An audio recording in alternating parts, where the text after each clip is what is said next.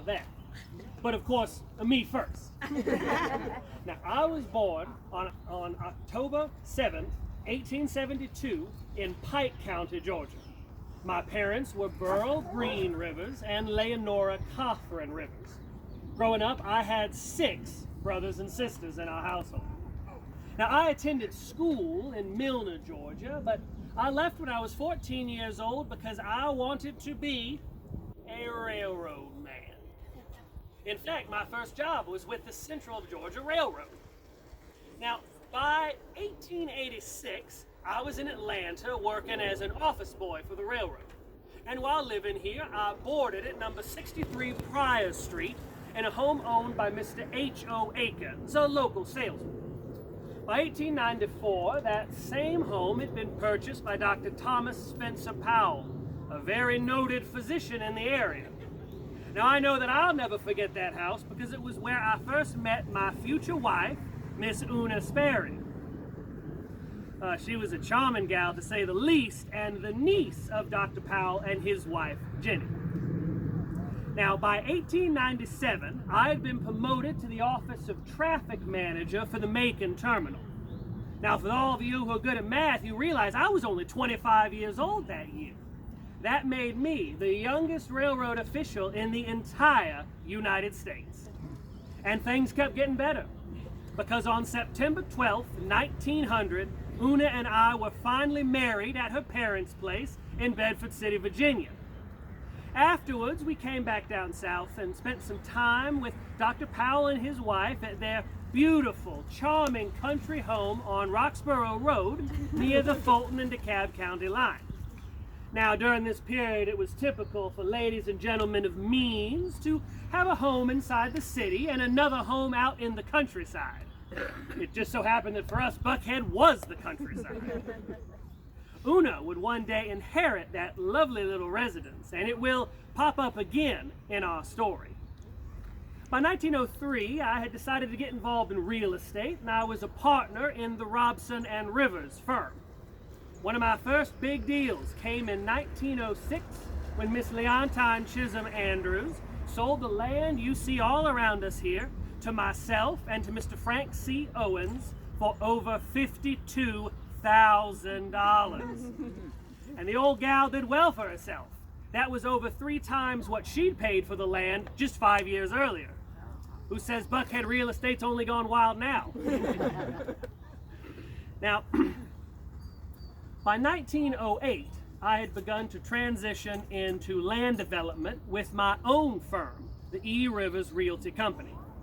Once again, with Mr. Owens, who at that time was president of the Southern Land Company, we laid out those hundreds of acres of wild, wooded land and planned out what would become Peachtree Heights subdivision.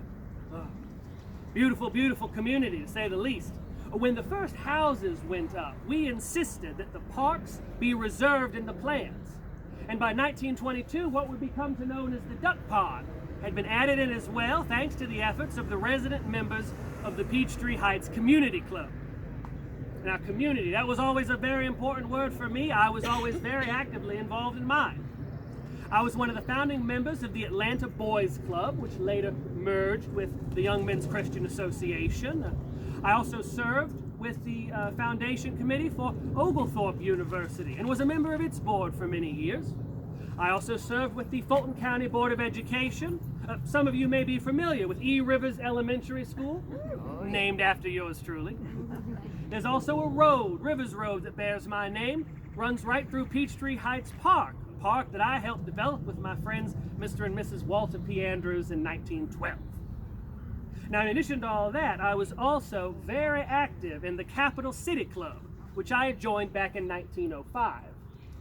In fact, Una and I got a little tradition going when in 1923 we hosted all the members of the governing committee at our Roxborough Road place for a little barbecue.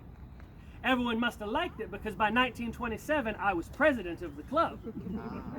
For that reason, I was instrumental in 1928 in the creation of the new clubhouse up in Buckhead.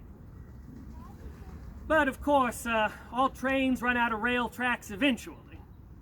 I left this world March 31st, 1932, and naturally, when my body was conveyed to its final resting place in Salem, Virginia, I went by train.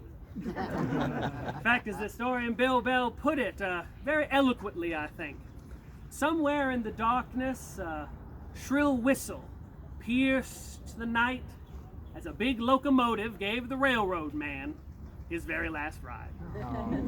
But my legacy endures in more ways than one. Una, now my widow, actually deeded over 7 acres of parks and the duck pond in my memory to the residents of Peachtree Heights, with the stipulation that it be maintained beautifully in perpetuity. And may I say, y'all are doing a wonderful job. I was especially honored from beyond the grave when the city of Atlanta officially designated Peachtree Heights East a unique neighborhood in 1951. Wonderful, wonderful achievement with all these beautiful homes and the beautiful people who live here. Oh, but I will note, some of you, when you're of course telling all your friends and family about me, may have some difficulty pronouncing my first name, Eritus. Don't worry, people had trouble with it when I was alive too. One of the reasons why I often went by just E. Rivers.